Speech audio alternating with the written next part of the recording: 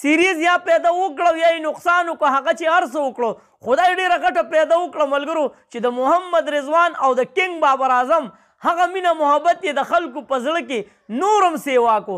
بابر اعظم او رضوان ټولو خلکو ته د بابر اعظم او د رضوان یاد راغله. چیرې بابر اعظم او رضوان باندې چې مونږ کم تنقید کوو نو هغه بې بنیاده و. الزام به لګېدو سټرایک ریټ بهترین نه دی، الزام به لګېدو د ځان دپاره لګیا دي، الزام به لګېدو دوی د ټیم نه بهر کوي. وایي ته څه وایې چې دا سړی د کلي نه بهر کا په ده خو زه د خپل زړګی ودان ساتمه پیره. بیګا چې کوم میچ و ملګرو هغه به تاسو کتلی وي خو انټرویو کې شاداب حد وکړو، حد یې څه وکړو ملګرو. راځئ د شاداب د الفاظ واورئ نو بیا در سره یو څو اهم خبرې کوم. बाबर और रिजवान परफॉर्म करते भी हैं, उन पे वो एक तलवार लगी रहती है कि यार स्ट्राइक रेट.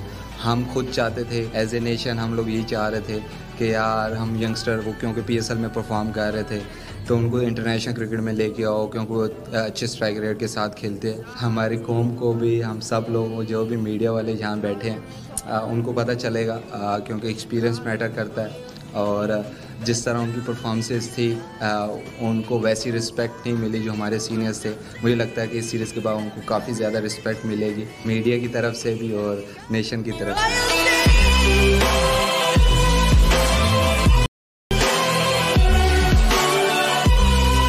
د شاداب خبرې تاسو واورېدې ملګرو د کنګ بابر اعظم او د فخر پښتونخوا محمد رضوان باره کې چې سی ویل هغه دا خبره وکړه چې موږ به هم دا تنقید کوو چې یاره کوم ینګ سټار دی نو هغه ولې نه رامخکې کیږي. سټرایک ریټ د بابر اعظم او د محمد رضوان کمزوری دی نو ولې دغه نوو کلاړیانو له موقع نه ورکولی کیږي کوم چې په PSL کې په غټ سټرایک ریټ باندې دي. خو موږ ته پته ولګېده چې سینیر وي د هغه څه تجربه وه د بابر اعظم او د محمد رضوان سره که د هغوی سټرایک ریټ کمزوری هم و خو ټیم له به پیدا ورکوله په هغه کمزوري سټرایک ریټ کې.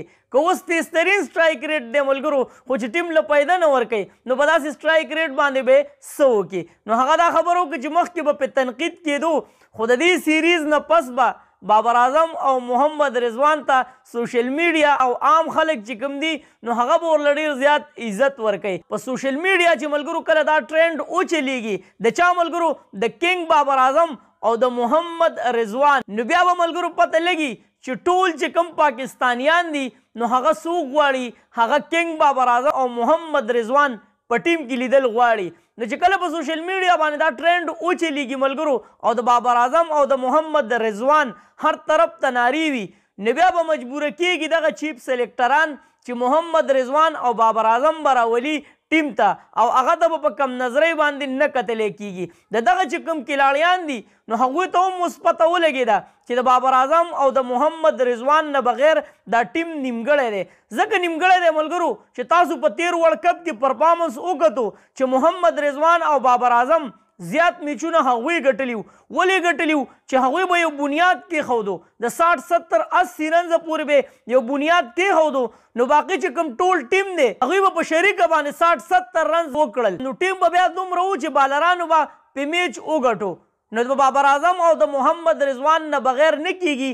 شاداب هم ومنله او ټول چې څومره هم سینیر کلاړیان دي نو هغوی ټولو دا خبره تسلیم کړه چې د بابر اعظم او د محمد رضوان نه بغیر نه کیږي. سیریز یا پیدا وکړو یا یې نقصان وکړو هغه چې هر څه وکړو خدای ډېره ګټه پیدا وکړه ملګرو چې د محمد رضوان او د کنګ بابر اعظم هغه مینه محبت یې د خلکو په زړه کې نور هم سیوا کو. ځکه ملګرو چې د تنقید ښکار و او هر چا به پې تنقید کو سټرایک ریټ یې کمزوری دی د ځان دپاره لوبیږي. خو د دې سیریز نه بعد چې یو سړی اوس هم په بابر اعظم او په محمد رضوان باندې تنقید کوي نو نه خو دا د کرکټ شوقي دی نه دا د دې ملک سره محبت لري او نه دا غواړي چې یاره کرکټ دې په ترقۍ باندې لاړ شي. نو د افغانستان او د پاکستان چې کوم سیریز دی ملګرو نو دې موږ له ډېره غټه پیدا دا راکړه چې د کنګ بابر اعظم هغه چې کوم محبت دی هغه د خلکو په زړونو کې نور هم سیوا کو. اوس به انشاءالله العزیز چې کنګ بابر اعظم او محمد رضوان باره کې څوک هم دا الفاظ نه استعمالوي چې سټرایک ریټ یې کمزوری دی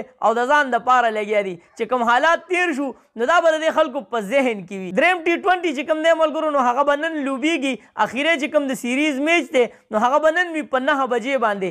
افغانستان والا به کوشش کوي چې یاره کلین سویپ وکړي او پاکستان والا به کوشش کوي چې کم از کم یو میچ خو وګټو چې دومره وي چې هغه 3 وړه خو رانه ونه ګټي. د میچ به په 9 بجې باندې وي. د میچ انتظار کوئ میلاویږو به د میچ نه پس چرته مې الله هم ښاد آباد او خوشحاله ساته. اخره کې واس پاکستان زنده آباد. بابر اعظم رضوان زنده آباد. تل دی وي آباد دی وي زموږ وطن پاکستان دی وي مسلمان دی وي. د لوی الله په امان.